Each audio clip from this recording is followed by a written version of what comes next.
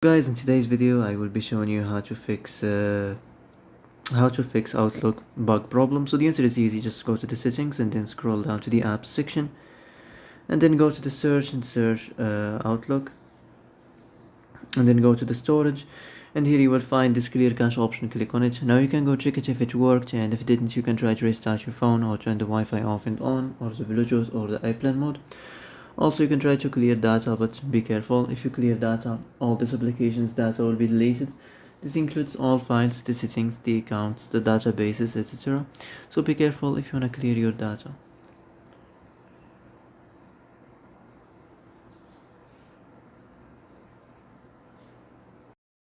And that's it for today's video. I hope this is the answer you've been looking for.